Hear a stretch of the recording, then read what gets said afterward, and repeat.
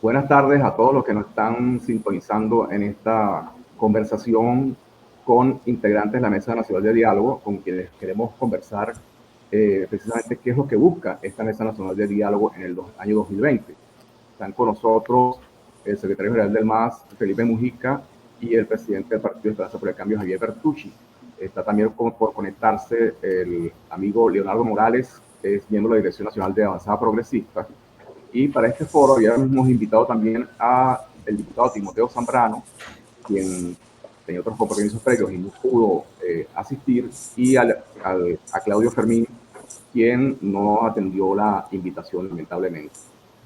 Bueno, vamos a conversar con ellos tres. Les agradecemos su presencia, su disposición. Esperamos lograr un diálogo constructivo para el país. Y bueno, yo quisiera comenzar haciendo un breve comentario, una breve introducción, y después le doy la palabra a ustedes dos. La Mesa Nacional de Diálogo llegó a unos acuerdos con el gobierno, pero este gobierno pareciera no estar muy interesado en los acuerdos. Y lo digo por algunos hechos que han ocurrido en el año 2020. En primer lugar, el asalto, no lo puedo calificar de otra manera, a la Asamblea Nacional. Después, la apropiación de los partidos políticos de Acción Democrática, de Primero Justicia y Voluntad Popular, y también la decisión de que el movimiento del Consejo Nacional Electoral se haya hecho a través del Tribunal Supremo de Justicia, en lo cual el Tribunal Supremo de Justicia atendió una petición de los integrantes de la Mesa Nacional de Diálogo.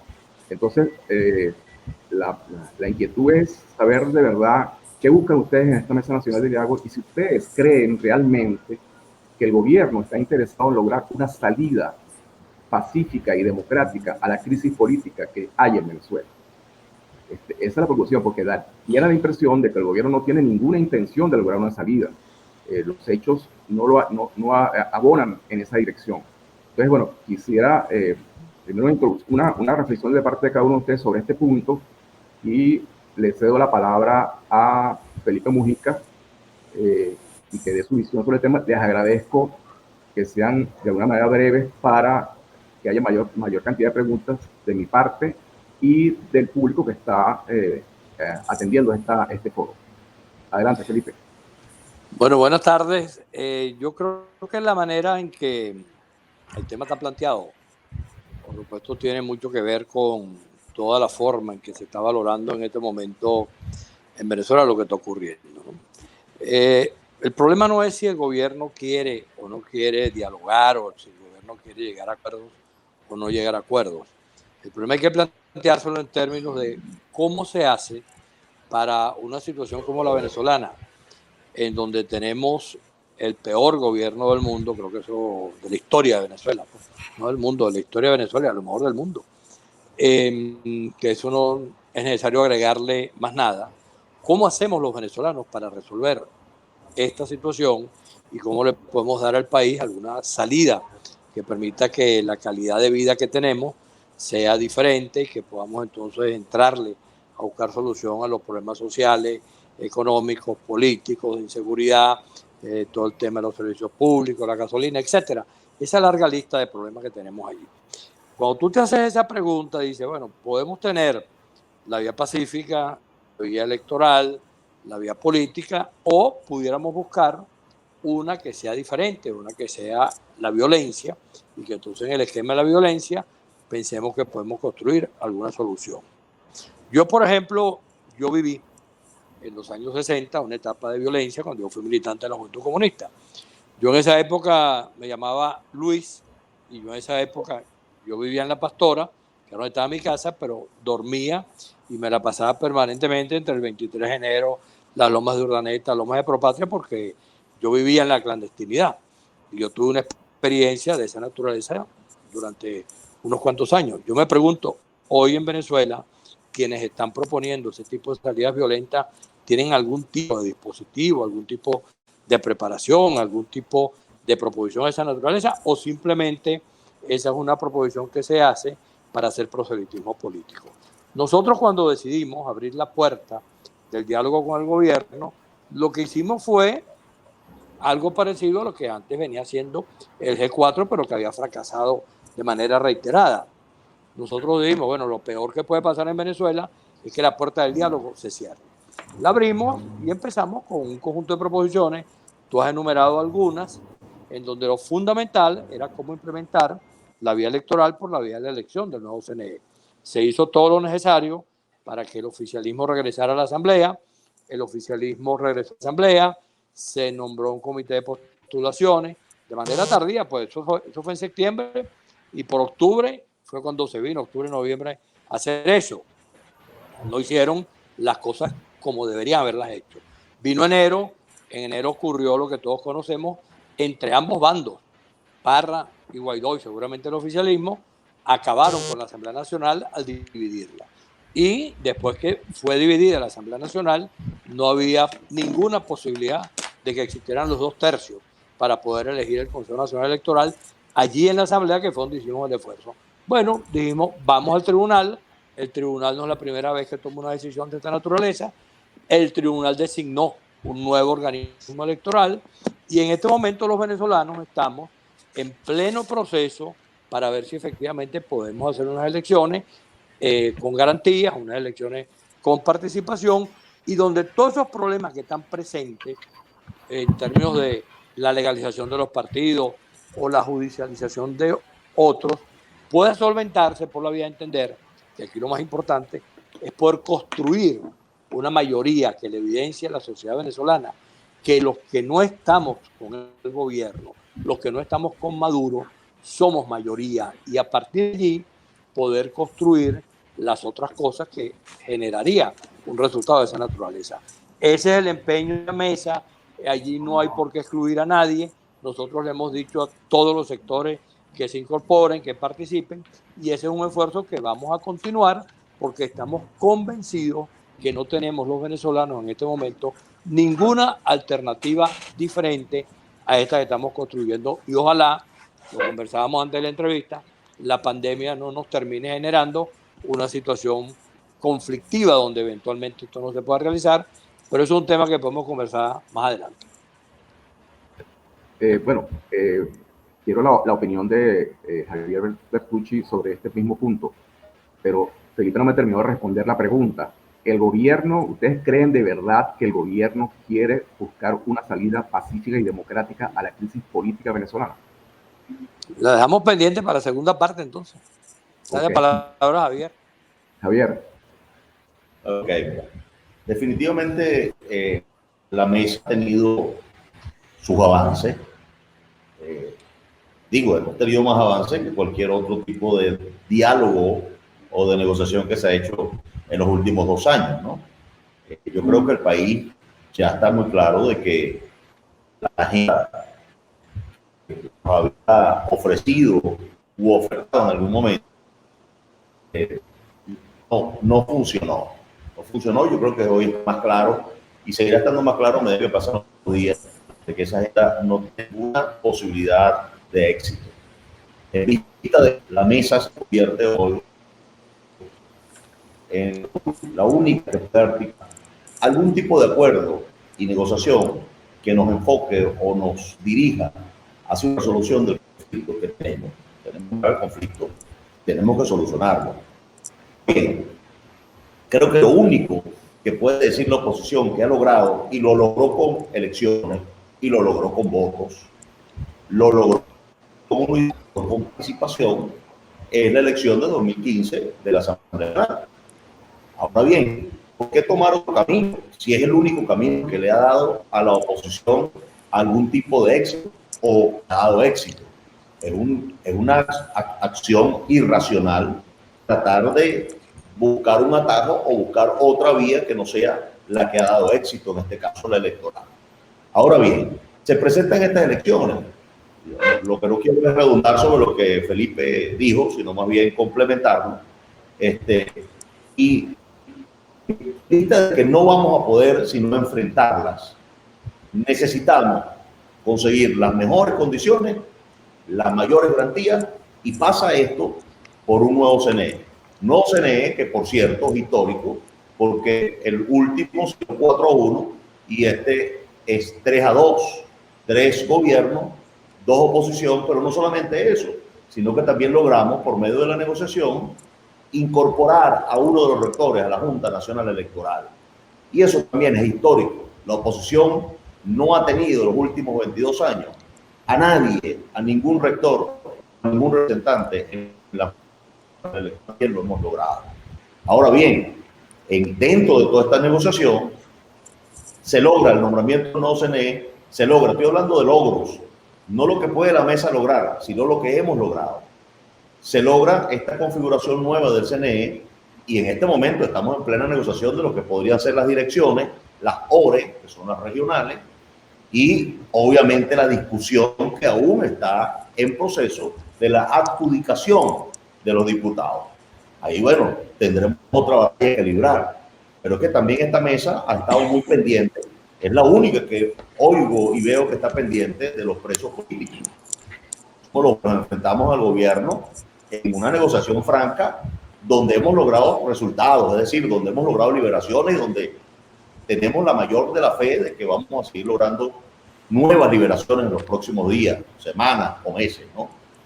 De manera que esta mesa se ha convertido en la única capaz de articular algún tipo de vía, vuelvo a repetir, que nos lleve a la resolución del conflicto. Enfrentando, como dice Felipe, es totalmente ilógico que si tenemos y somos mayoría en el país, los que nos oponemos al gobierno, no querramos participación. Eso es ridículo. O sea, no tiene ninguna lógica. Tú no le puedes decir al país, mira, nosotros somos mayoría, pero no queremos contar. Es totalmente irracional, en mi opinión. Entonces, en vez de estar jugando a eso, al abstencionismo, que finalmente el abstencionismo realmente es el verdadero colaboracionismo con el gobierno, tenemos que dejarnos de esas tonterías y con la apertura que ha dado la mesa a que todos los partidos participen, todo lo que el CNE ahora ha legitimado, y que hagamos una gran alianza nacional y enfrentemos al gobierno en estas próximas elecciones, si nos permite la pandemia de diciembre, y que podamos ganarle una vez más con votos. Caramba, ¿estamos enfrente de eso o estamos enfrente de perder la asamblea como en el 2005, perderla por abstención y sencillamente pues entregarle un espacio que ya había ganado la oposición sin pelearlo, entregárselo al gobierno? Caramba, yo no me apunto a eso. Yo prefiero ser un derrotado, pero haber peleado, que ser un derrotado sin ni siquiera intentar pelear. O sea, eso es mi opinión, no tiene ningún tipo de comparación. Entonces la Mesa Nacional de Diálogo ha logrado todas estas cosas. Como decía Felipe, logramos que la bancada del oficialismo regresara a la Asamblea Nacional de Guaidó. Ellos entraron a esa Asamblea Nacional reconociendo a Guaidó como presidente de esa Asamblea Nacional. Ahora, bueno, después se armó ese desbarajuste entre Parra, entre Guaidó y el mismo gobierno que echó su ayudadita para que terminara.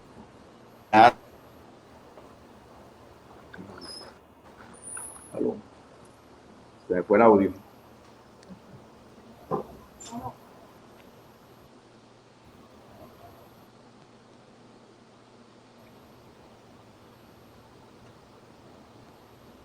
No escucho a Bertucci, no sé si ustedes lo escuchan. Tampoco lo escucho. No lo escucho tampoco. Yo no lo escucho ya tampoco. Por eso. Entonces, bueno, vamos a seguir y le doy la palabra a Leonardo, Leonardo Morales de Avanzada Progresista, que dé su opinión sobre el planteamiento que hice en cuanto a si de verdad ustedes ven que el gobierno está negociando en serio y quiere salir de esta difícil coyuntura política a través de una negociación y a través de unas vías democráticas. Bueno, fíjate, Xavier, gracias por la invitación. Bueno, yo creo que es pertinente, digamos, pasearnos un poco qué es lo que ha venido ocurriendo, qué ha ocurrido hasta el día de hoy, ¿no? La primera cosa... No te escucho. ¿No me? ¿Puedes hablar un poquito más cerca? ¿Me oyes? ¿Me oyes? ¿Me oyes? No. ¿Me oyes? No mucho. ¿Me oyes? Sí, dale, a ver si mejoramos, dale. Sigue, habla. Ahora sí. Bueno, yo creo que vale la pena pasearse por algunas de las cosas que han, digamos, que han ido rodeando toda esta circunstancia en la cual estamos envueltos. La primera de ellas, seguramente ya los otros compañeros se refirieron, es que una de las primeras, las dos cosas, los dos elementos que estaban en el debate, son temas que estaban, digamos, donde todos estábamos acordados que tenían que producirse cambios. Uno de ellos era efectivamente un cambio en la directiva del Consejo Nacional Electoral, cosa que se logró. Nosotros hicimos grandes esfuerzos para que fuese la Asamblea Nacional quien resolviera el tema. Ya sabemos lo ocurrido con la Asamblea Nacional. A Guaidó se le dividió la Asamblea Nacional en dos, y bueno, al final del día, como ya todo el mundo ha señalado, ninguna de las dos cámaras, ninguna de esas dos asambleas tenían digamos, los votos necesarios para poder producir una renovación del Consejo Nacional Electoral. Recuérdese, siempre es bueno decirlo, se requieren de las 2/3 partes, y ninguna de las dos, ni el sector Parra ni el sector Guaidó, tenían los votos como para producir un cambio de la directiva del Consejo Nacional Electoral. De modo pues que correspondió al Tribunal Supremo de Justicia producir digamos, a través de la omisión legislativa, producir la renovación de ese ente electoral.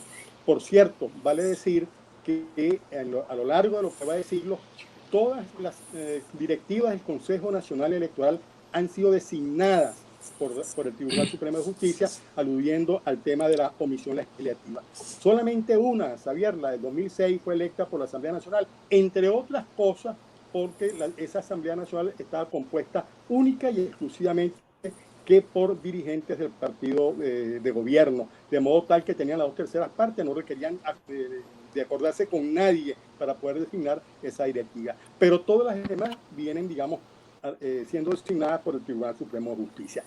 El otro tema que es importante es el que tiene que ver con la proporcionalidad. Se ha debatido, no desde en lo que va de siglo, incluso desde tiempo atrás, sobre ese tema. Nosotros llegamos a un sistema electoral que efectivamente no cumplía.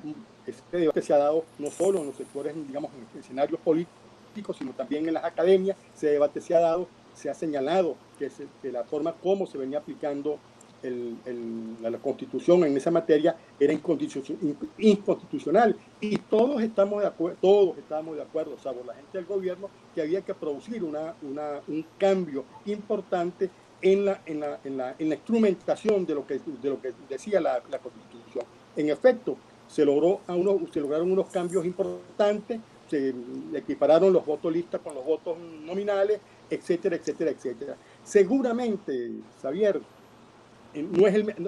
no fue la mejor fórmula, pero es mejor que la otra. En eso no tengo ningún tipo de duda, y eso puede permitir que hacia el futuro nosotros, una vez que efectivamente el liderazgo político adquiera una madurez, digamos, cierta, que lo que conviene es defender el sistema político y no defender la oportunidad de obtener 2/3 partes, sino que efectivamente en ese Parlamento, en esa Asamblea Nacional, estén representadas todas las visiones y todas las concepciones que hay sobre el país, que es lo más importante, que se debata y que se llegue a acuerdos, que no sea por la imposición de 2/3 partes, que tenga un grupo en particular, sino que efectivamente haya una deliberación lo suficientemente amplia que permita llegar a acuerdo, ¿no?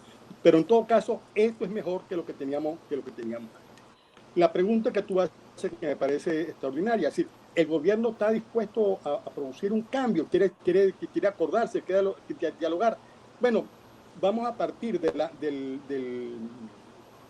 la premisa siguiente, que el gobierno no desea ningún tipo de cambio, que el gobierno no quiere sentarse a negociar. Bueno, pero la obligación de la otra parte, en este caso la que hemos representado nosotros en la mesa de diálogo nacional, es la de obligar al gobierno a sentarse a negociar, así no quiera.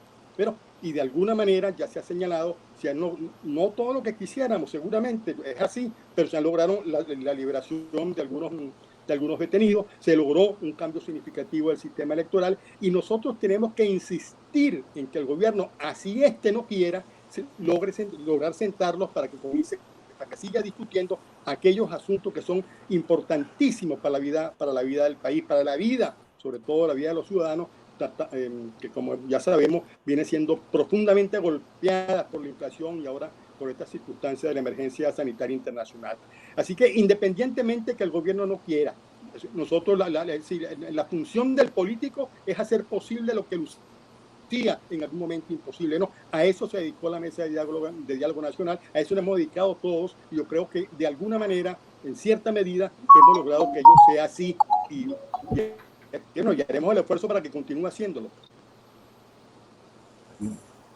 Gracias, Leonardo. Bueno, yo creo que las elecciones parlamentarias tienen muchos plomos en el ala, no uno, varios plomos en el ala. Y creo que el gobierno ha contribuido a eso, ¿no? Unas declaraciones tuyas, Felipe, aparecías en Universal, decías que te parecía inexplicable que no hay motivos para no votar. Ahora, yo creo que cuando un gobierno desconoce los resultados electorales del 2015, como lo desconoció el gobierno de Maduro, cuando desconoce a la Asamblea Nacional vigente desde el día 1 de su elección, cuando después se participan en las elecciones de gobernadores y los 4 gobernadores elegidos de la oposición reconocidos, porque Andrés Velázquez evidentemente no le reconocieron el resultado, a esos gobernadores se les nombra un protector que al final de cuentas anula prácticamente la función del gobernador electo. Creo que eso, unido a todo lo que ya hablamos de la escogencia a través del Tribunal Supremo de los integrantes del Consejo Nacional Electoral, el hecho de que se hayan apropiado de los partidos políticos también a través del Tribunal Supremo Electoral, ¿tú no crees que eso abona en que la gente no vea al voto como una alternativa para solucionar la crisis venezolana? Tú sabes que uno de los problemas principales en todo esto, a la luz de las cosas que han ocurrido, es precisamente el tratar de rescatar el voto como instrumento de lucha. Si tú revisas la historia de estos 20 y tantos años que tenemos de confrontación política en Venezuela, el abstencionismo no es una práctica que se ha iniciado recientemente. Tú revisas el 2005, producto de una arbitrariedad, de que alguien dijo, es mejor que dejemos al gobierno solo porque el gobierno no va a poder gobernar esa asamblea, y decidió la mayoría de la oposición ir a la abstención. ¿Qué ocurrió?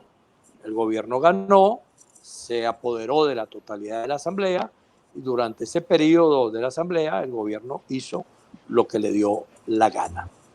Después han venido otros momentos en donde el combate contra el abstencionismo ha permitido que no sean ellos los que impongan. Por ejemplo, en el año 2007, cuando se planteó la reforma autoritaria por parte de Chávez, también vino el mismo debate. Voto, no voto, ¿para qué sirve mi voto? Con ese CNE, que voy para acá, que voy para allá. Y sin embargo se votó y Chávez perdió ese referéndum. De la misma manera se han dado circunstancias, la del 2015, donde se decidió participar masivamente y el campo democrático obtuvo una victoria sumamente importante. Entonces, estamos en presencia de una cosa que no es que no se pueda evaluar. Yo le digo de manera anecdótica, yo siempre le he planteado a mis amigos abstencionistas, que tengo muchos, le digo, mira, vamos a hacer lo siguiente, vamos a conseguirnos el lunes, después del domingo, una vez que se vote, bueno, me invitas a tomarnos un café, o nos vamos al botiquín tal, o nos vamos al restaurante, o nos conseguimos en una plaza, para que tú me digas qué hacemos ahora. Y simple y llanamente me embarcan, porque ninguno tiene nada que decirme sobre qué hacemos después de abstenernos. Entonces, la pelea por recuperar el voto forma parte precisamente de las cosas que en este momento hay que hacer en Venezuela. Tú, por ejemplo, preguntabas, que me faltó tocar el tema, cuando decías que si el gobierno iba a respetar o no iba a respetar los acuerdos o los resultados.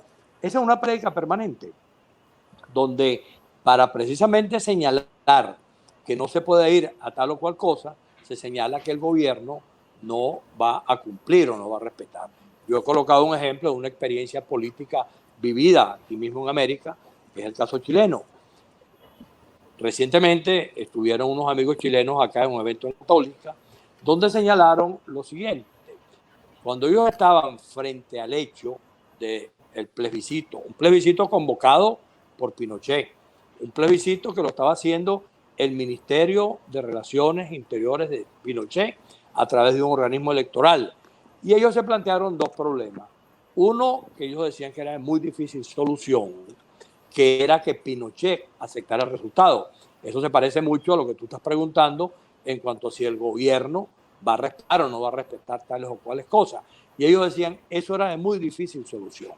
Y decían a su vez que había otra cosa que dependía de un milagro, y lo que dependía de un milagro era que la oposición chilena unida asistiera y votara. Bueno, las cosas de la vida indicaron que se dio el hecho difícil. Pinochet producto de un hecho de fuerza, no porque Pinochet fuera bueno, sino porque la cantidad de fuerza que en ese momento existieron en Chile, que fue la victoria electoral, más sectores como Piñera, Patricio Aylwin, que era el que coordinaba la campaña del plebiscito, etcétera, lograron conjuntamente con sectores de las Fuerzas Armadas que ante el resultado electoral que se produjo, obligaron a Pinochet a aceptar el resultado, producto de una circunstancia de fuerza. Bueno, ese milagro que fue la alianza y la participación de la oposición chilena y el hecho de que Pinochet aceptara, no son cosas que se dan porque me da la gana, no. Pinochet acepta por un hecho de fuerza, porque la mayoría chilena le dijo a Pinochet, no queremos que tú continúes, queremos otro gobierno.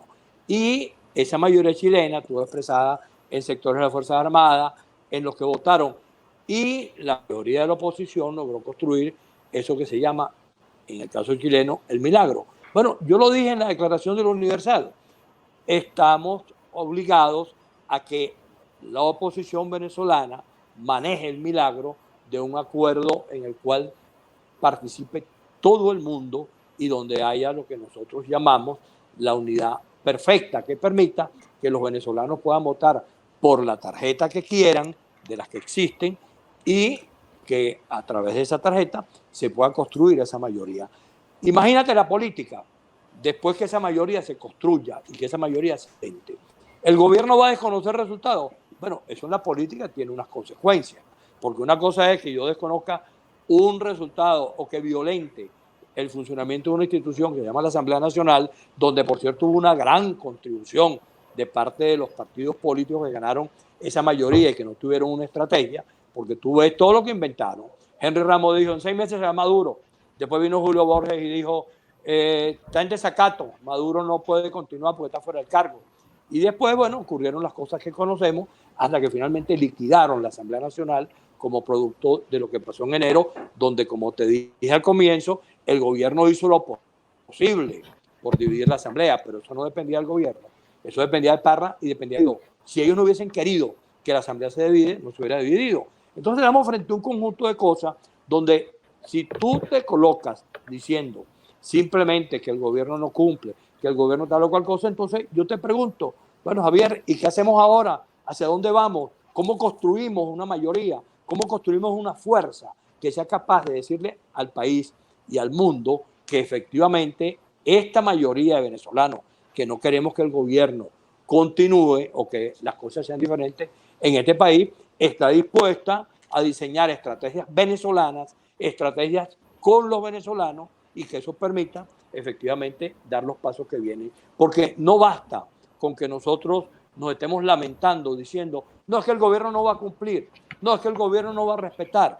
Eso forma parte de las circunstancias en las cuales tenemos que confrontar.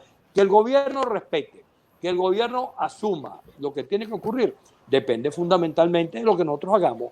Una mayoría, una alianza sólida que le demuestra al país que hay abiertamente cómo darle un camino distinto, bueno, eso se hará siempre mucho más útil que seguir en el lamento de que el gobierno no va a respetar. Porque lo mismo nos viene diciendo desde el año 2002, que yo vengo participando en este tipo de cosas, donde siempre se inventa, no, pero con ese CNE no se puede, pero con ese CNE no sé qué cosa. Y resulta, por ejemplo, que uno de los más emblemáticos de todo ese proceso, que es Guaidó, fue electo en unas elecciones dirigidas por el CNE que presidía Tibisay Lucena, y precisamente esa elección fue la que le permitió después colocarse en la condición que él se colocó cuando asumió, de la manera que asumió su condición de presidente encargado, y ha hecho todas las cosas que ha hecho. Si esa elección no hubiese ocurrido, bueno, hubiese sido imposible que Guaidó se pudiera juramentar en la condición que se juramentó. Entonces, la política hay que verla desde varios ángulos y no solamente colocarnos frente al hecho de que no vaya a hacer tal cosa porque el gobierno no reconoce. Por eso yo digo lo del gato negro, cuando yo digo No voy a prender el switch, no voy a pasar el switch porque me electrocuto. No voy a cruzar la calle porque me mata el carro. Entonces, tenemos que tener una situación distinta a que simplemente nos lamentemos por lo que eventualmente pueda hacer el gobierno. Okay, gracias, Felipe. Pero en esta cuestión también el gobierno está demostrando poca disposición y algunos justifican porque es una dictadura o casi una dictadura. El amigo Javier Bertucci declaró que las condiciones de hoy son mejores que las del 2015. Y yo me pregunto, estando la Mesa de la Unidad Democrática ilegalizada, Acción Democrática, Primero Justicia, Voluntad Popular, unos cuantos líderes de la oposición inhabilitados, otros refugiados en embajada y otros exiliados, ¿podemos decir de verdad que las condiciones de hoy son mejores que las del 2015? ¿Esa pregunta me la haces a mí o se la estás haciendo a Bertucci? Por eso. Bueno, mira, el hecho de que estos partidos, cuando yo hablo de condiciones y garantías, hablo de condiciones y garantías para las elecciones. Ahora, no hacen falta partidos. Claro, ninguno de nosotros está de acuerdo con la judicialización de los partidos que, bueno, todos conocemos la historia.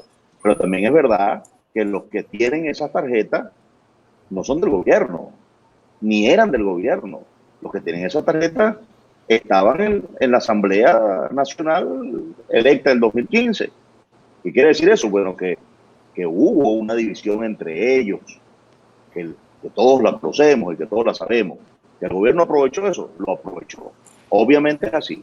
Pero si nos ponemos la mano en el pecho y ponemos primero a Venezuela sobre la mesa, en este momento, peleando mejores condiciones y mejores garantías para las elecciones que corresponden, no vamos a trancar el serrucho por 4 partidos que muy bien, mira, yo se los he dicho montones de veces, tienen candidatos, vamos a hacer una gran unidad, o no se ganó en el 2015 con un solo partido.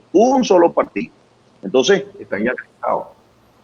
¿Por qué pelear ¿por qué pelear? No, porque es que aquí hay un problema interno también que nosotros, bueno, yo no pertenezco a ninguna de esas toldas y como consecuencia no tengo injerencia en lo que pueda o no suceder dentro de ella. Pero hay 104 partidos que pueden participar en las próximas elecciones parlamentarias. Entonces, ¿para qué ponernos a pelear por un partido? Señores, tenemos partidos de más para poder participar. Pongámonos de acuerdo en unirnos y en enfrentar estas elecciones juntos y participando en ellas y no atacando al CNE, que ahora está 3-2, o sea, 3 gobiernos y 2 oposición, no atacando el proceso, porque el proceso como tal se va a efectuar, querramos o no, como ocurrió en el 2005. Si nosotros no nos presentamos a estas elecciones, bueno, sencillamente vamos a tener el gobierno participando yo solo y quedándose con la Asamblea Nacional y después, bueno, ya tú sabes, leyes y leyes y leyes y más leyes y más control todavía del que hay hoy. Entonces, me parece que es absolutamente, totalmente equivocado no enfrentarnos a participar en estas elecciones de forma masiva y que hagamos eco o campañas abstencionistas. Y bueno, mira, yo creo que tengamos a María Teresa de Calcuta o a la Madre Teresa de Calcuta de rectora y tengamos a San Pablo y a San Pedro, van a empezar a buscarle, pero van a decir que Teresa de Calcuta es diabólica, es satánica, porque está en el CNE. O sea, hay un grupo que se dedica solamente a atacar cualquier iniciativa electoral, partiendo del principio que ellos mismos fueron electos en esas elecciones del 2015. Entonces, no tiene sentido, te repito, yo creo que las condiciones y las garantías que estamos logrando para estas elecciones son mejores. Ahora, si tú me hablas de los partidos, te diría, bueno, ok, son 4 partidos que están ahí, las tarjetas están ahí, y lo que ha sucedido es que son divisiones internas entre ellos, que tanto tú, ni Felipe, ni Leonardo, ninguno podemos meter ese zaperoco, es un zaperoco interno, ¿entiendes? Es como si mi partido mañana se divida y se lo den a mi secretario general del partido, porque bueno, yo tengo una posición y no me da la gana y lo que sea, él mete una carta y termina él con el partido. ¿Dónde empezó la pelea? ¿Empezó en el gobierno? No, empezó en el seno del partido, entre ellos mismos. Entonces, bueno, ellos arreglarán su problema, me imagino, más allá, más acá, no lo sé, se pondrán de acuerdo. Oye, si Bernabé, vamos a hablar de Acción Democrática, Bernabé Gutiérrez tiene más tiempo que Ramos Lugo en ese partido. Entonces, es injusto que ahora él sea el secretario general del partido. A mí me parece una tontería que Ramos Alum no se ponga de acuerdo con Bernabé, que han sido panitas de toda la vida, ¿entiendes? Y compañeros de partido por tantos años, no se pongan de acuerdo y digan, mira, ¿sabes qué? Ok, se le dieron a Bernabé o se le dieron a Négalo, a quien se la den. Mira, Acción Democrática es de los electores.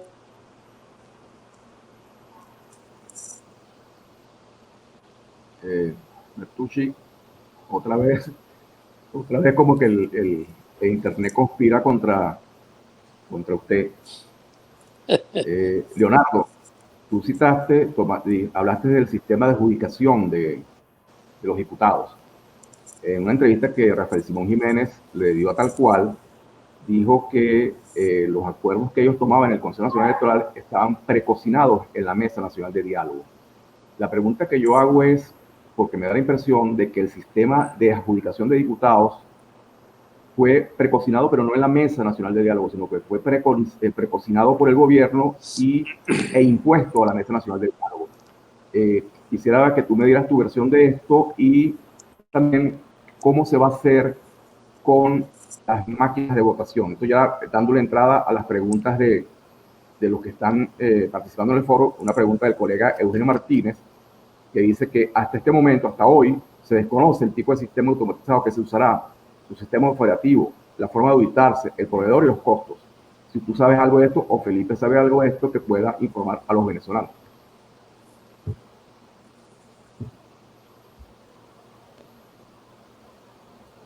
Leonardo, adelante.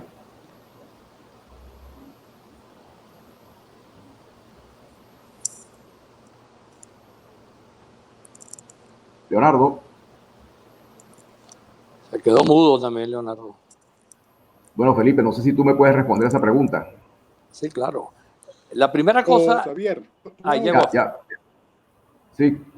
Adelante, Leonardo. Yo no entiendo absolutamente nada de lo que ustedes vienen hablando allí. No logro ni oír la pregunta, ni oír lo que dice Felipe, lo que dice Javier. Entonces, venía, tú ya... Regresé, ¿me oyen? Ustedes mover la boca nada más. Ya va, vamos, ya. Pero ustedes me oyen perfectamente. Ahora te escucho, sí, Leonardo, adelante. No me oyen. Pero si no me escuchaste, no tiene mucho sentido que, o sea, yo lo que te pregunto es que Rafael Simón Jiménez declaró a Tal Cual que las decisiones que ellos toman vienen precocinadas de la Mesa Nacional de Diálogo. Pero la impresión que yo tengo es que el sistema de adjudicación de diputados no fue precocinado en la Mesa. Entonces, quiero ver tu opinión, tu versión sobre eso. ¿Me escuchaste? No logro oírte. Problemas todo el día con internet, entonces no exactamente es la pregunta. No sé si ustedes me están oyendo. Habla, Leonardo, a ver si.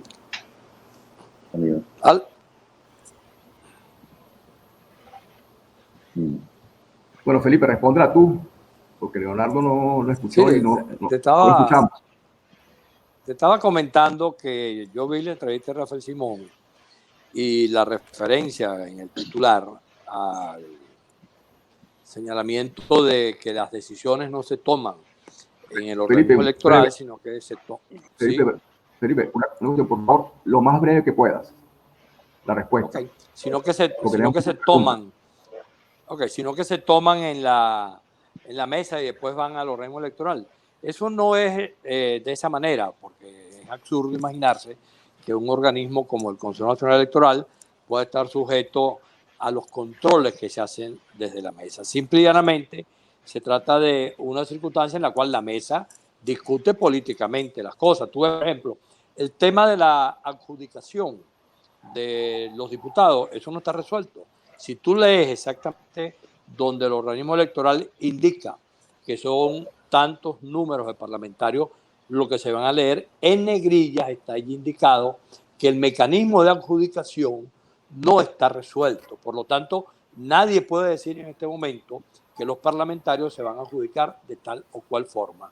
Simplemente se incrementó el número de parlamentarios buscando resolver temas como el de la proporcionalidad y esperaremos los próximos días para que se produzca el debate, donde el organismo electoral tendrá que resolver, pues está facultado para eso, de qué manera se van a adjudicar tanto las dos listas, la lista nacional y la lista regional, como lo que tiene que ver con los candidatos de los circuitos nominales y plurinominales.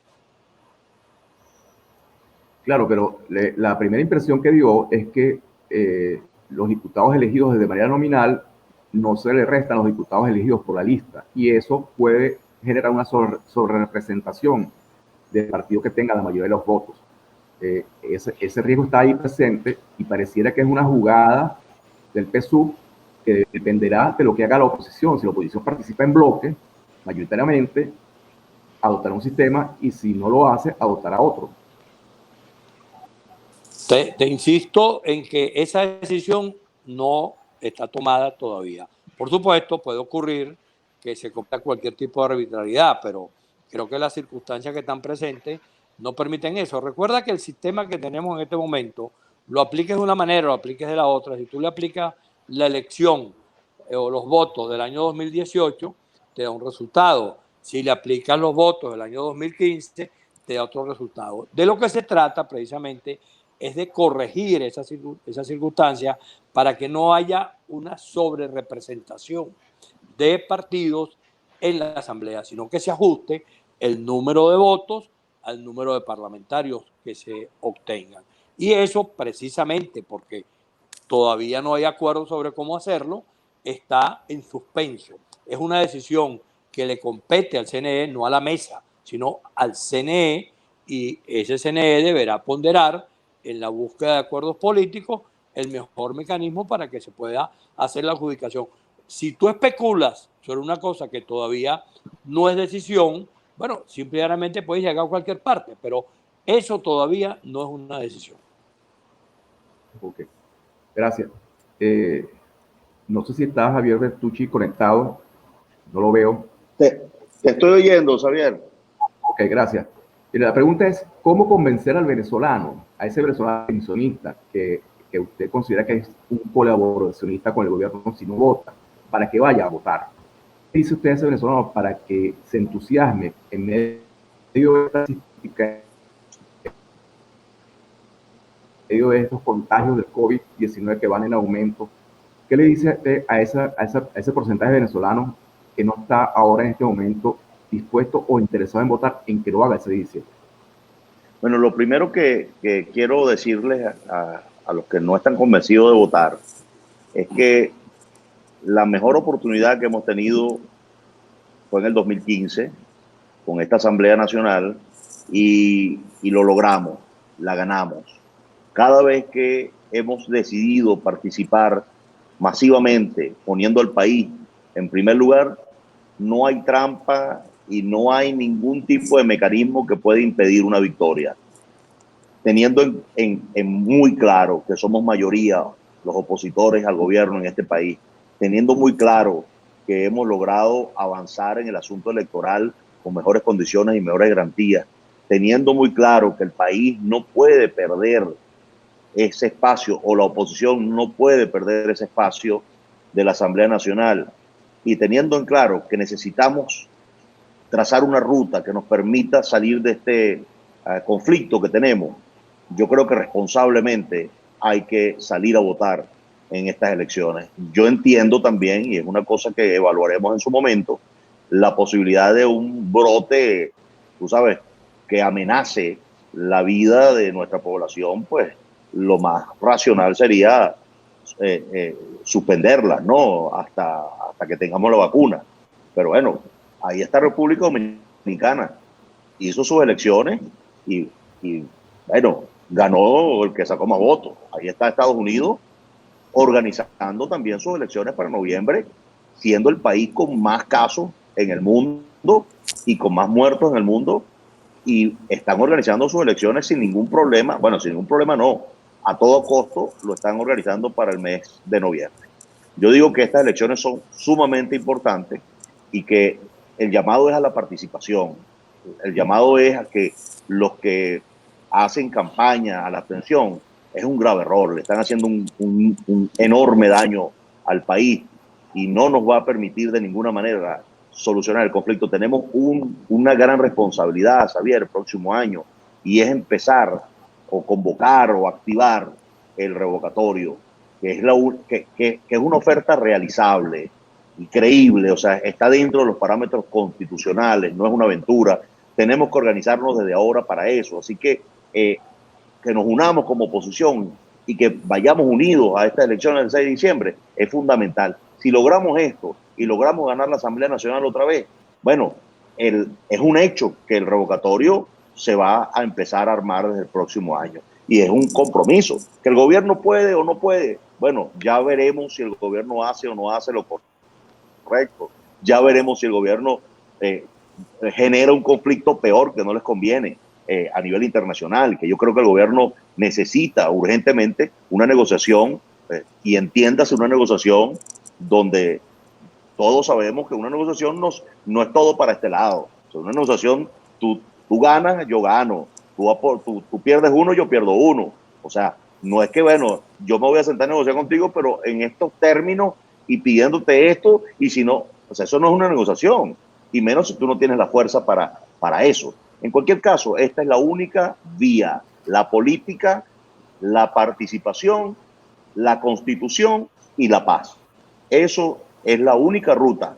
Vayamos a un revocatorio el próximo año, pero ganemos este año la Asamblea Nacional juntos como oposición y participando masivamente, diciéndole al gobierno y al mundo que nosotros somos mayoría en este país, los demócratas y los que estamos convencidos de que podemos conseguir un mejor futuro para nuestra nación.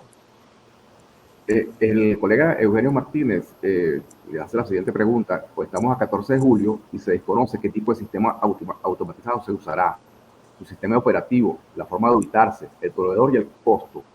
¿Qué nos pueden informar ustedes al respecto? Lo que yo conozco sobre este tema en particular es lo que ha dicho formalmente el organismo electoral y el oficialismo.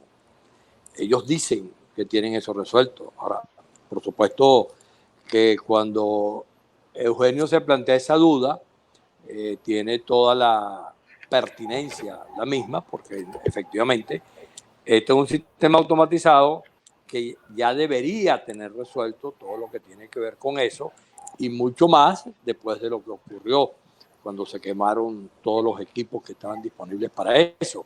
Por supuesto que esa es una duda que está allí, que le corresponde al organismo electoral aclararla y decir, mira, aquí están los equipos, aquí está el sistema automatizado. Imaginémonos la peor situación, que de repente dentro de 2 o 3 meses viene el CNE y dice, no tenemos máquina, la elección no puede ser automatizada. Bueno, un hecho de esa naturaleza, si se llegara a presentar, tendría que ser objeto de un debate abierto sobre si en esas condiciones se hace o no se hace el proceso electoral. Creo que todos tenemos que estar pendientes de lo que puede ocurrir. Aquí nadie puede garantizar que es que tal cosa está resuelta o que aquello se va a resolver de aquella manera o que tales o cuales impedimentos se van a solucionar de tal o cual forma. Creo que nadie puede garantizar eso, pero al mismo tiempo nadie puede utilizar las dudas y las incertidumbres que eventualmente existan para seguir creando situaciones sobre las cuales cabalga el abstencionismo, porque la misma duda que yo tengo en este momento, si hay máquinas o no hay máquinas, si dentro de 2 meses el organismo electoral dice, aquí están las máquinas y este es el sistema de votación, entonces, ¿dónde quedarían los argumentos que hasta ahora se han dado? Eso es igual que cuando estaba planteado el problema de si el TCJ elegía o no elegía el CNE y si iba a cumplir con el planteamiento político de que fuese un CNE plural. Bueno, lo eligieron plural contra todo lo que se estaba diciendo, que era que iban a elegir un organismo electoral donde todos los miembros iban a ser del gobierno. Entonces, yo creo que las observaciones son legítimas, son lícitas, hay que estar prevenidos, hay que estar atentos a lo que vaya a ocurrir, hay que estar ojo avisor con todo lo que eso implica, hay que colocarse dentro del organismo electoral, tal y como lo señalaba Javier, en términos de los organismos regionales, los organismos nacionales, todo eso hay que hacerlo, pero siempre será preferible hacerlo que quedarme simple y llanamente en la crítica de que por tal cosa no se puede hacer tal cosa. Hay que meterse, y esto no solamente es un problema de los políticos o de los partidos, los ciudadanos, los venezolanos, tenemos que meternos en esto que viene, porque allí está la oportunidad. La podemos utilizar o no la podemos utilizar, pero lo cierto es que es una responsabilidad de quienes tenemos actividades políticas que realizamos, y también es una responsabilidad directa de cada ciudadano que el día que se diga hay que ir a votar y haya condiciones para votar, asista y acuda al acto de votación. Bien, hay personas que están preocupadas por la unidad de la oposición y ustedes han planteado el tema de la unidad. Esa unidad que ustedes proponen tiene un cartelito que se dice ¿se reserva el derecho a admisión o caben todos los factores de oposición en esa unidad que ustedes plantean? Javier. Bueno, Xavier, fíjate, nosotros estamos absolutamente convencidos de que la mejor forma de participar o de competir en estas elecciones contra el gobierno es ir unidos, ¿no? Y para la unidad se requieren dos cosas fundamentales. La primera de ellas, un sentimiento profundo de desprendimiento y una renuncia absoluta a los egos y a las ambiciones, ¿no? Entonces creo que bajo ese esquema podemos lograr la unidad. En ese sentido estamos totalmente abiertos.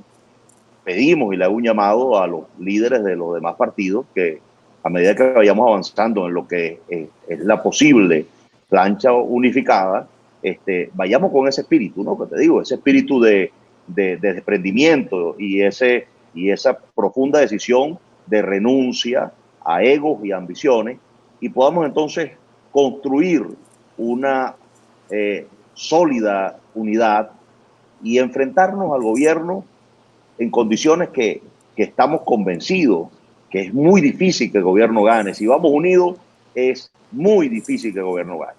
Así que la actitud de nosotros en la mesa, ¿no? Y la actitud de los otros factores de oposición que no están en la mesa y con los cuales también estamos conversando, es apertura absoluta a que integren esta plancha única a convertirse, pues, sin lugar a dudas en la plancha ganadora que podría darle una gran victoria y una gran esperanza al país.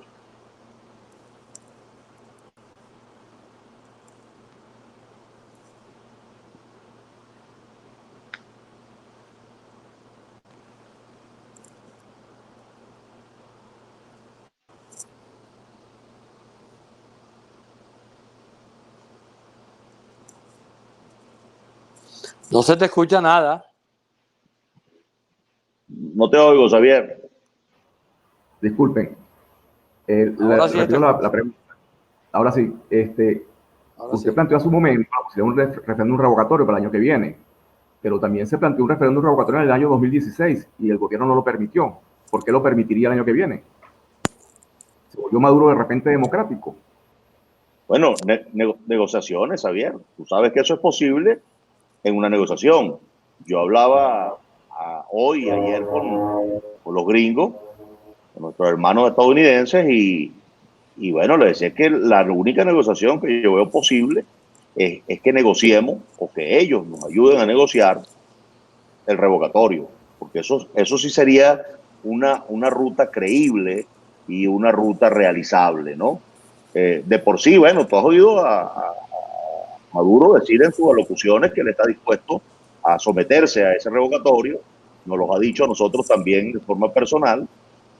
Bueno, entonces yo considero que dentro de una negociación de carácter internacional deberían plantear como punto de inicio la activación y la realización posible, o hacer posible la realización de este revocatorio. Leí una pregunta ahí de alguien que me pusieron no sé si la vieron todos, que había sacado 1 millón de votos, que cómo pensaba yo ahora lograr esa cantidad de votos para ganar la asamblea. Con la gran unidad, le respondo a María, creo que se llamaba, con la gran unidad. Con unidad podemos. Bueno, yo saqué 1 millón, Falcón sacó 1 millón y algo, 1.500.000, o 1.800.000, algo así. Bueno, y ahí habrá mucha más gente que tiene convocatoria y líderes locales, líderes regionales. El asunto de la victoria es la construcción como equipo y como pueblo y como país de esa victoria. Aquí no hay nadie que pueda sacar todos los votos que se requieren. Nadie ahorita lo puede hacer. Necesitamos unirnos y entender que unidos es que podemos hacer esto posible, darle a Venezuela el futuro que todos queremos. Bueno, volviendo al tema de la unidad, o siguiendo con el tema de la unidad, más de una declaración de ayer donde pone a la orden de la oposición su tarjeta. Yo le pregunto si primero Justicia aceptara eso y postulara como candidato a diputado a José Guerra, a Miguel Pizarro, a Julio Borges, que están los tres en el exilio, ¿usted los postularía como candidatos? ¿El gobierno permitiría que ellos fueran candidatos? Mira, lo primero que hay que señalar es que nosotros, en términos del ejercicio del respeto de los ciudadanos y de las opiniones ajenas, nosotros nunca en la vida hemos ejercido el derecho al veto. Nosotros, por el contrario, siempre hemos colocado la posibilidad de la amplitud y la posibilidad de hacer las cosas en términos tales que, aplicando algo que en estos días estaba leyendo, que un párrafo concluía en una frase de Cecilio Acosta que decía: político que no practique el olvido no es político. Como diciendo, tú no puedes estar permanentemente recordando cosas que ocurrieron años atrás para no poder resolver acuerdos unitarios. Si Julio Borges y Guerra y los que tú menciones eventualmente dijeran que están dispuestos a participar, y si no hubiese ningún tipo de impedimento formal, nosotros no tendríamos ningún problema en llevarlos en la lista del MAS. Yo voy a colocar un ejemplo directo. En eso que se habla de la judicialización de los partidos, el MAS le intentaron aplicar 2 veces la judicialización del partido. Una vez, y coloco el ejemplo porque cabe como anillo al dedo, Rafael Simón Jiménez, candidato a presidente, e Ismael García, candidato a secretario general, contra Pucci y yo. Les ganamos, se fueron al tribunal, no pudieron tener la decisión ni del CNE, y finalmente nosotros vimos la pelea en el tribunal y el MAS le ganó a quienes pretendieron buscar una salida por esa vía, por el mecanismo institucional, aplicando nuestros estatutos. ¿Tú te imaginas que a mí, cuando me proponen ahora a Rafael Simón Jiménez como miembro del CNE, yo decía, no, porque Rafael Simón en tal época hizo tal cosa? No, eso no tiene sentido. Este no es el momento de hacer ningún tipo de señalamientos al respecto. Este es un momento en el cual los venezolanos tenemos que asumir que lo más importante no es el interés de fulano, ni el interés partidista, ni los intereses tales o cuales. Lo más importante es poder lograr consolidar una salida unitaria. Y si para eso es necesario los acuerdos que sean necesarios, tal y como lo decía Javier, nosotros lo estamos diciendo en el caso del MAS de manera directa. Nosotros somos partidarios de que se construya lo que llamamos la unidad perfecta. Que, por cierto, en el campo del gobierno están pensando en lo mismo. El gobierno hace lo de siempre. El gobierno sabe que su principal instrumento es dividir a la oposición y lo hace de manera cotidiana. Ahora, una cosa es lo que hace el gobierno y otra cosa es lo que nosotros, de quienes depende si nos dividimos o no nos dividimos, hagamos. Por eso, el problema de cómo hacer las cosas en este momento depende fundamentalmente de nosotros. Ya sabemos de los obstáculos, ya sabemos de los problemas que el gobierno va a colocar, ya sabemos las dificultades que van a estar presentes, pero no tiene sentido que las dificultades, los problemas, los obstáculos se han colocado como un mecanismo para no actuar. Las dificultades están ahí para resolverlas, los obstáculos para salvarlos, y todo tipo de impedimento que esté allí presente tiene que tener algún tipo de respuesta política, porque imagínate tú que en la vida actuemos de esa manera. No, como hay un obstáculo yo no hago nada, como hay un impedimento tampoco. No tiene ningún sentido. Entonces, la política es de alguna manera una cosa similar a lo que ocurre en la vida. Tú tienes un obstáculo, tienes que solventarlo. Que primero justicia, la primera justicia de Julio Borges o la primera justicia del otro que se la adjudicaron, ¿tienen problemas? Bueno, lo que deberían hacer ellos dos es ponerse de acuerdo para evitar los problemas. Igual debió haber hecho Bernabé y Henry Ramos, ponerse de acuerdo para evitar que les aplicaran lo que el adversario, lo que el gobierno autoritario practica. Yo veo la oportunidad, me meto, pero ¿quién da la oportunidad?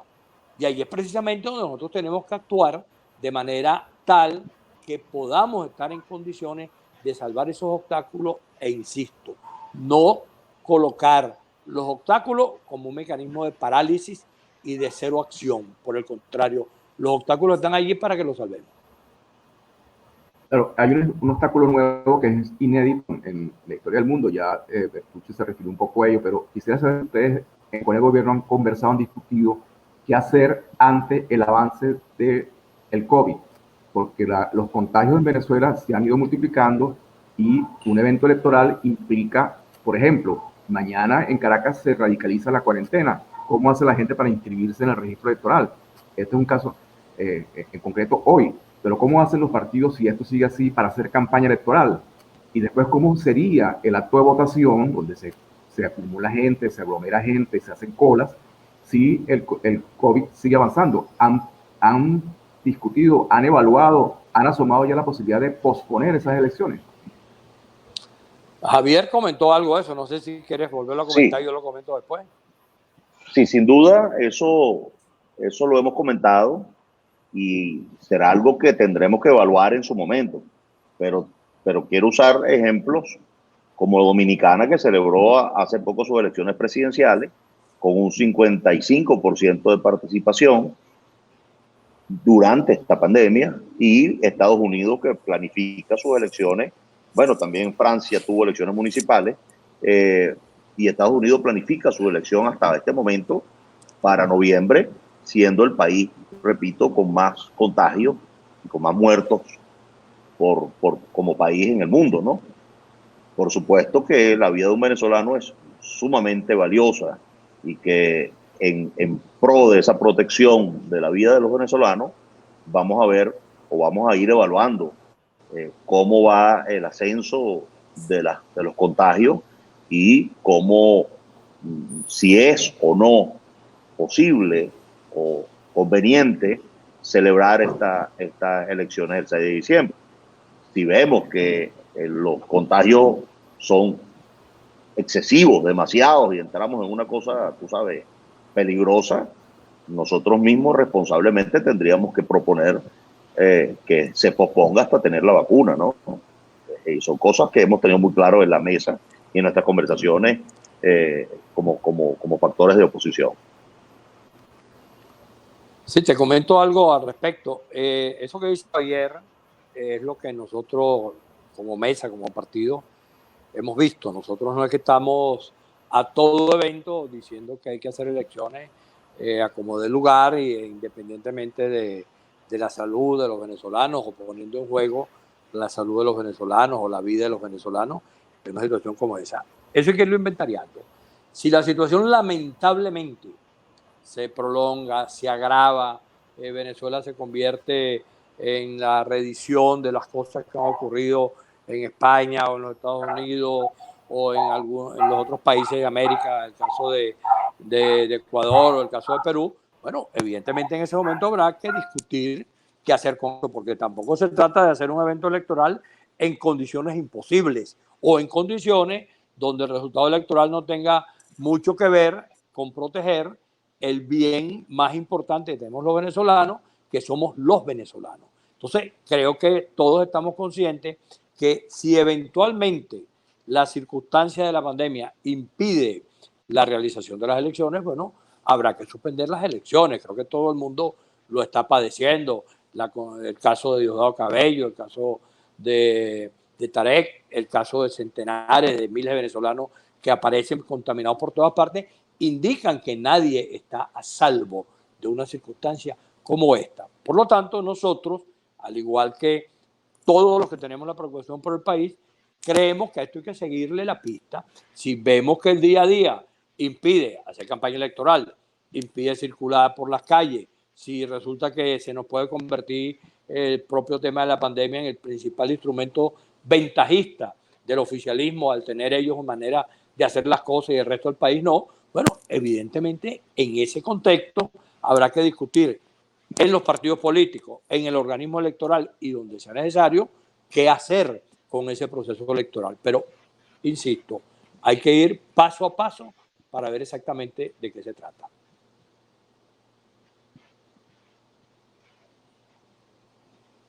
No se te oye.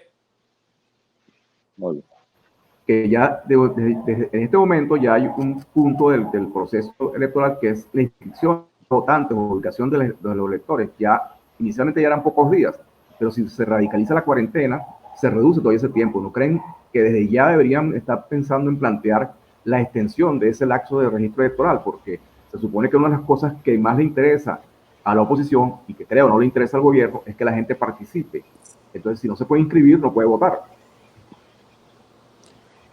Yo creo que podríamos esperar unos días a que ver de qué dimensiones es el tema de registro, porque hasta ahora las informaciones que yo tengo es que la participación ha sido importante, ha sido buena, por Muy encima buena.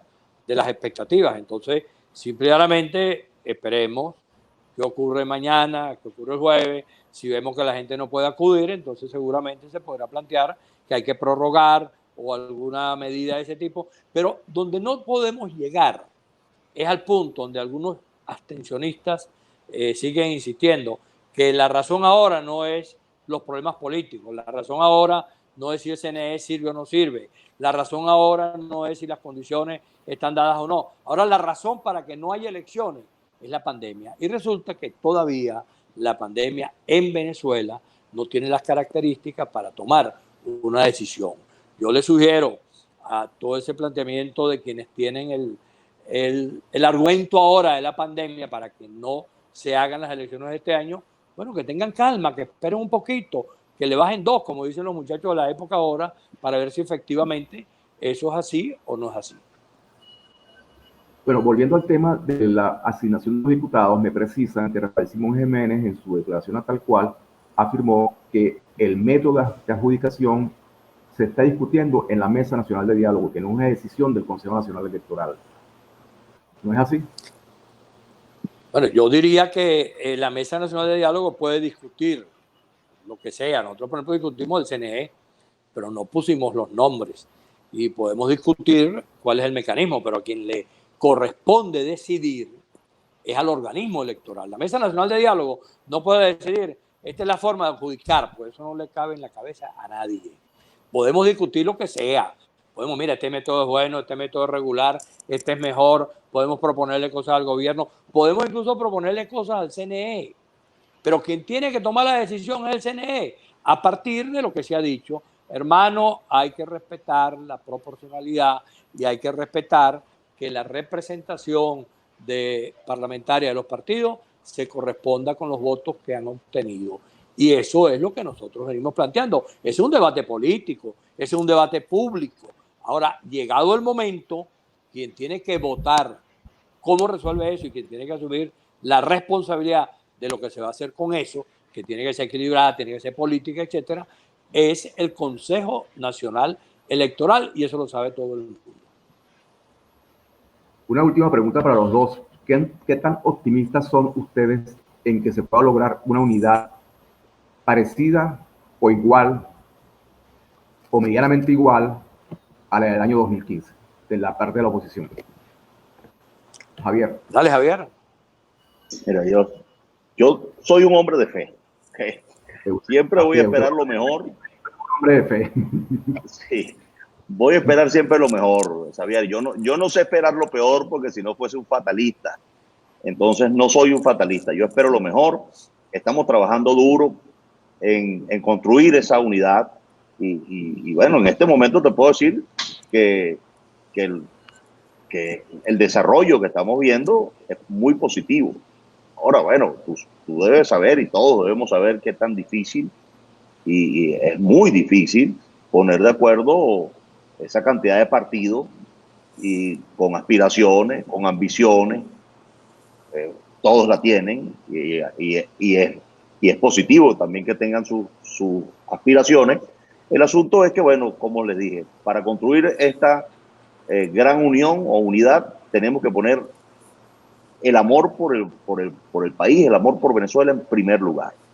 Después vendrán las ambiciones, que yo creo que en 277 curules a disputar hay muchos candidatos que puede aparecer nominado o postulado. Entonces, bajo esa premisa, tengo la mayor fe de que vamos a lograr esa unidad y vamos a lograr darle esa alegría y esa esperanza a nuestro país. Felipe, tu predicción. Bueno, yo creo que está claro que el reto que tiene el campo democrático en Venezuela es precisamente el de poder lograr un acuerdo que nosotros, como ya te dije, lo llamamos la unidad perfecta. Nosotros sabemos todas las dificultades que eso significa. Yo en esa materia practico por todas las referencias que tenemos históricamente de él, alguien que tú conociste tanto como yo, que se llamó Pompeyo Márquez, que él decía que había siempre que prepararse para lo peor esperando que ocurriera lo mejor. Con eso lo que quería decir era que él era optimista permanentemente con las cosas que pasan. Aquí sabemos todas las dificultades que están presentes. Sabemos los problemas de los liderazgos, los problemas de los partidos, sabemos cómo es la cosa a la venezolana, para decirlo de una manera más directa. Ojalá, llegado el momento en que estos acuerdos tengan que expresarse, porque esto no es solamente un problema de Javier Bertucci o de Felipe Mujica o de Claudio Fermín o de Timoteo, etcétera, o de Falcón. Esto es un problema de todo el campo democrático. Esto obliga a tener una actitud, a tener un comportamiento que, como yo lo he señalado en distintas oportunidades, bueno, si hay que buscar el milagro, busquemos el milagro. Los chilenos lograron el milagro, a pesar de que el que estaba a la cabeza del milagro era nada más y nada menos que Patricio Aylwin, al cual una parte muy grande de esa oposición señalaba que era supuestamente pinochetista. Patricio logró dirigir la campaña, después fue candidato presidencial, ganó las elecciones y los chilenos demostraron que por encima de las pequeñas cosas o los resentimientos o todo lo que tenga que ver con una cosa o la otra, estaba Chile. Bueno, aquí el campo democrático tiene que demostrar que por encima de todas las cosas está Venezuela y el interés de los venezolanos. Ese es un llamado que nosotros sabemos que es bien difícil, sabemos que es bien complicado, pero sin embargo nosotros estamos haciendo la tarea que hay que hacer. Buscar allí quepa todo el que tenga que caber, que allí no hay exclusiones, que incluso lo hemos dicho desde mucho más atrás. Recuerda que en algún momento el año pasado o incluso a finales del año pasado, nosotros le dijimos a Guaidó, mira Guaidó, ocúpate de lo que tiene que ser tu principal tarea, que es convocar al liderazgo opositor para que tengamos la posibilidad de conversar. Con ese ejemplo, lo que te quiero decir es que aquí nunca ha habido la idea de excluir a nadie. Nosotros no somos excluyentes. Y por supuesto, para poder ser unitario, hay que ser amplio, hay que ser coherente, hay que ser consecuente y sobre todo no tener ningún tipo de resentimientos ni retaliaciones, sino colocar los intereses principales por encima de cualquier otra cosa, y en eso andamos en este momento. Ojalá el milagro se dé, ojalá las cosas salgan bien. Ahora, para que ese milagro se dé, sería un paso importante que los integrantes de la Mesa de Diálogo Nacional fueran unidos a esas elecciones. Ya ustedes están unidos. La unidad entre ustedes se concretó de cara a esas elecciones. Tú sabes que la cosa no es fácil, estamos en eso. Tú sabes que el asunto implica hacer todo lo que haya que hacer y eso lo estamos haciendo. Nadie puede decir, no, ya estamos todos de acuerdo, porque ya estuviéramos todos de acuerdo, hubiéramos hecho la rueda de prensa, hubiéramos dicho, aquí está el anuncio, todo el mundo sabe que estamos en pleno proceso de búsqueda de acuerdos, de negociaciones y, por supuesto, la mesa tiene que dar el ejemplo, pero no todo depende de la mesa. Hay cantidad de partidos, de organizaciones y sobre todo hay millones de ciudadanos que todos como venezolanos tenemos la responsabilidad de ayudar a que ese evento unitario no solamente sea unitario, sino que también sea una victoria electoral. Bertucci, ¿usted tiene fe Así en que es. de acuerdo? No, bueno, solamente añadiría que la mesa en este momento son 6 factores y cuando hablamos de la unidad estamos incluyéndolos a todos. Ojalá fuese tan fácil como que, bueno, la unidad la solamente dependiera. La pregunta es si la mesa ya avanzó en el acuerdo. Solamente la mesa. No, ok, la mesa está trabajando unida. Ahora bien, no hemos puesto como prioridad más alta prioridad, sumar factores que no estén en la mesa. Pero nuestra unidad es tácita desde ahora te lo puedo decir, nuestra unidad es tácita. Pero nuestro trabajo se está centrando en este momento a juntar los demás factores que quieren participar en estas elecciones. Bueno, les agradezco a los dos, a Felipe Mujica y a Javier Retuche, de habernos acompañado en esta conversación, y también a Leonardo Morales, que no pudo seguir por problemas técnicos. Y agradezco el apoyo de María Los Ángeles Grateró en la producción, e invito a todos los que nos hayan visto y oído a un próximo foro tal cual sobre temas de interés nacional. Gracias.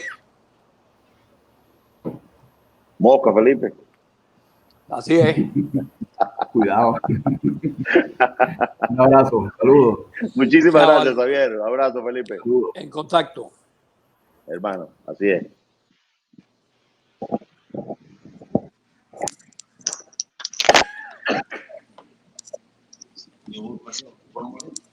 Y